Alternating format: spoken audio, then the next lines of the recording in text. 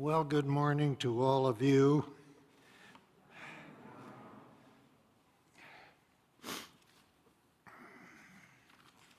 Let me get some composure here.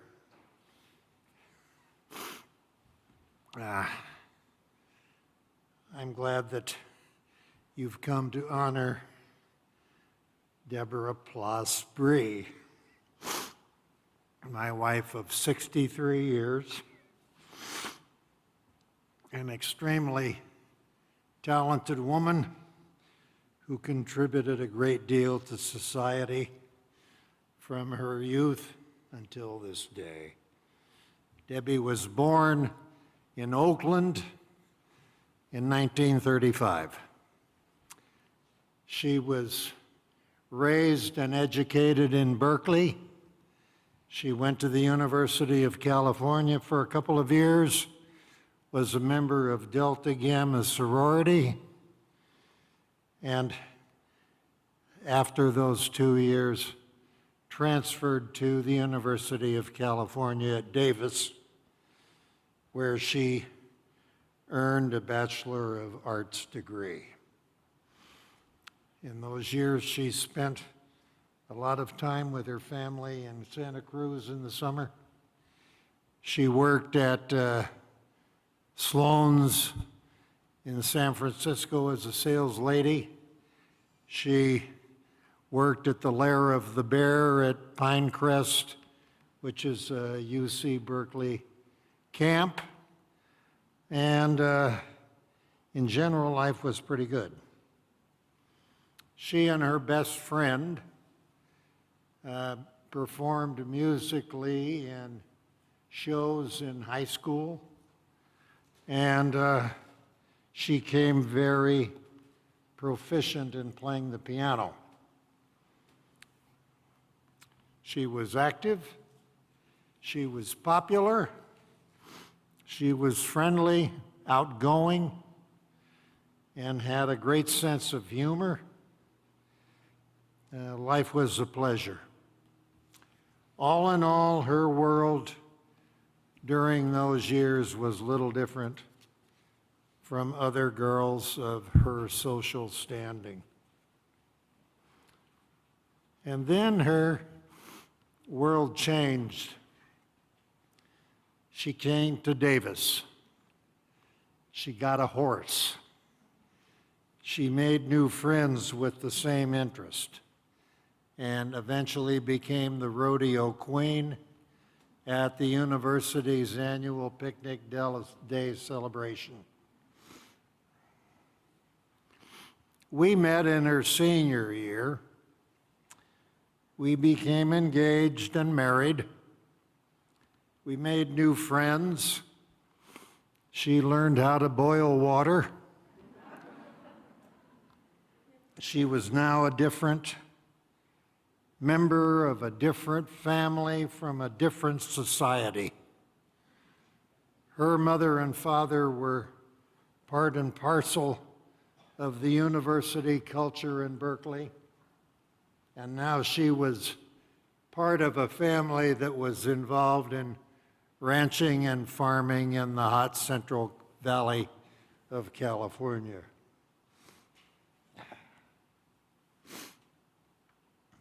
In 1958, we moved to Delano, a small town north of Bakersfield, 12,000 people. We lived in a company house. They were called oiled fields houses. They were clapboard and not much to look at. There were 4 rooms. They were next to the winery where I was working, 6 miles outside of town. And Debbie started a new life with a new environment. This new life was totally different than her previous life. She became involved in the Episcopal Church of the Redeemer.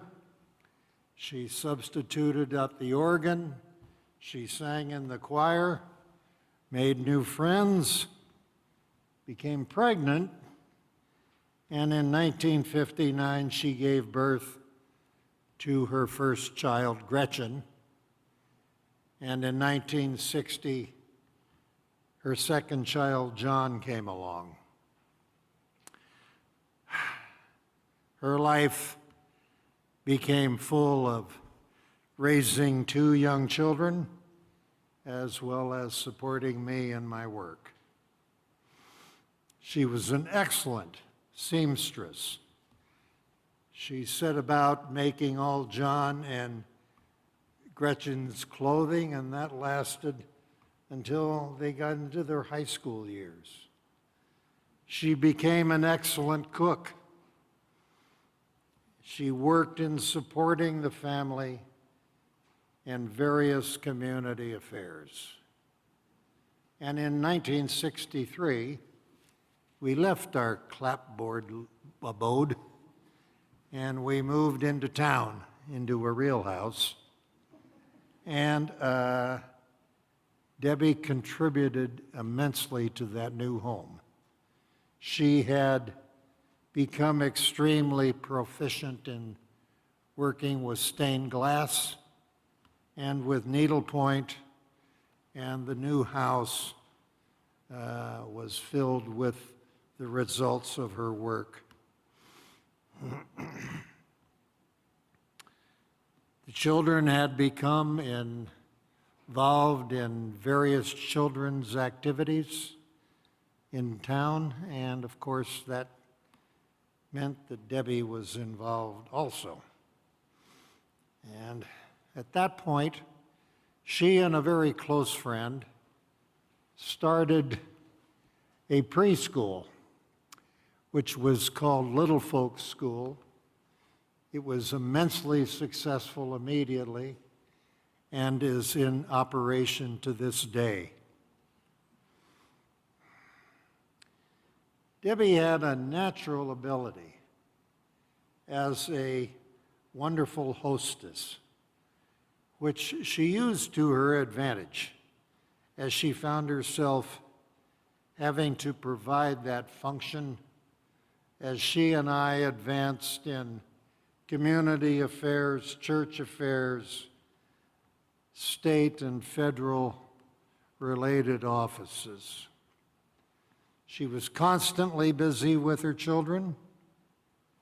She enjoyed gardening as well as her social activities. She greatly enjoyed PEO, a women's organization of which she was a member. And in general, she made and conducted a happy and close family home. Debbie loved the ocean, the beach. She loved the mountains, the trees. We spent many summers at Pismo Beach, and she made very, very close friends. And in general, life was good. Yet, another change was coming. In 1969, we moved to Riverbank, and Debbie started over. Once again, she became involved in church activities at St. Dunstan's Episcopal. She made many close and lasting friends there. She played the organ. She sang in the choir and eventually directed the choir. She was very active in the children's activities in the church and in school, and music, scouting, sports occupied a lot of her time. But again, she did a lot of gardening and needlework. And she produced many beautiful stained glass items. She transferred her membership of PEO to Modesto, and she set about getting involved in the community. And then I became self-employed and did a lot of traveling, and she found herself running the family to a greater degree than was previously the case. As you might suspect, she did a marvelous job in that regard. She ushered the children through high school and into the university without difficulty, and she truly defined the word homemaker. She was active in PEO, in Scouting, Salvation Army, USO, and was selected as president of the Women's Auxiliary of Memorial Hospital. With the children away in school, she finally had time to be a part-time worker in Modesto. She worked for the county. She worked for the Modesto Symphony, which she dearly loved, and finally settled into working with me in our growing business. She loved and did extensive traveling. She accompanied me several times on business to Italy and to Egypt, as well as Montenegro, Australia, and New Zealand. She did pleasure trips to England, Scotland, Ireland, Canada, Mexico, Fiji, Alaska, and she led a group of friends on an Egyptian tour, and she was the consummate hostess.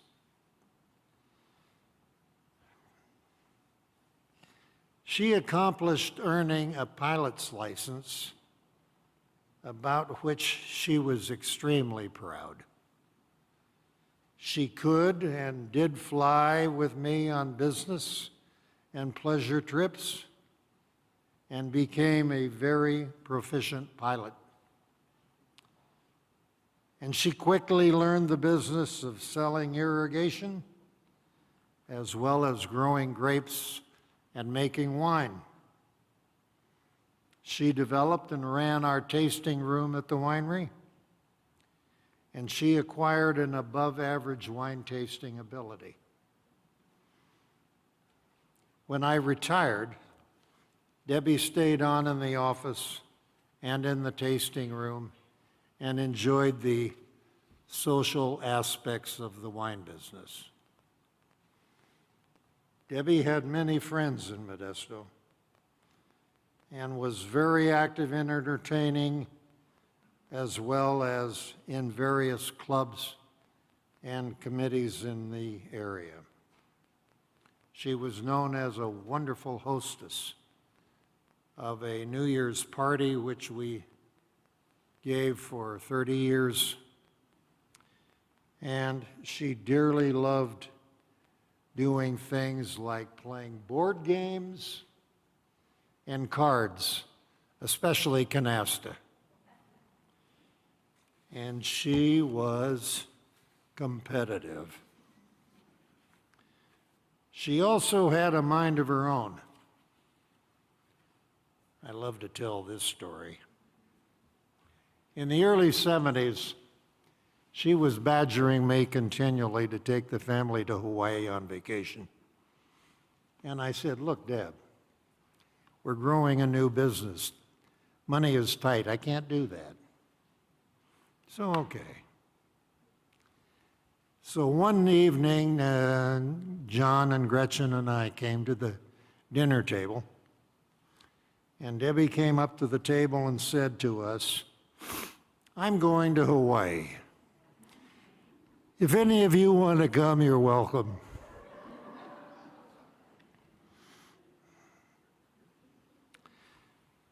Unfortunately,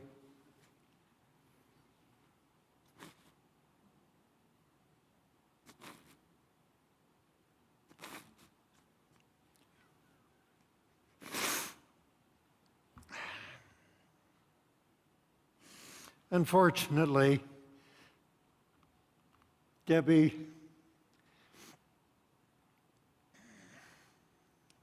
suffered an attack in 2009.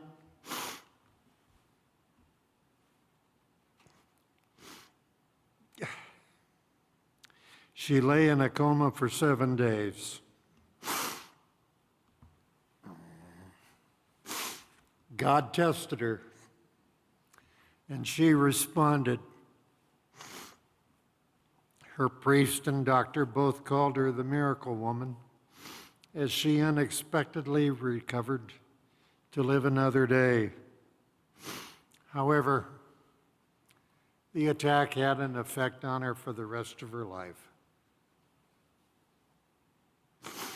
Yet during her final years, while being bedridden, she never lost her faith. She smiled with a twinkle in her eye whenever she had a visitor, which she dearly loved to have. She greatly appreciated the caregivers from Optimal Hospice. And she loved Shirley Johnson, who tended to her each morning for the entire time of her being bedridden. I want to acknowledge those angels, as well as Angel Jax, who on and off helped Debbie for 8 years. Debbie was an amazing woman. She was a lady in the true sense of the word. I miss her. Now, for those of you that are old enough to remember Jimmy Durante, he closed his radio shows with a saying, which went, "Good night, Mrs. Calabash, wherever you are." And I'm going to paraphrase that, and I'm going to say, "Good night, Deb, wherever you are." And I'm also going to follow Bob Hope, who said, "Thanks for the memory."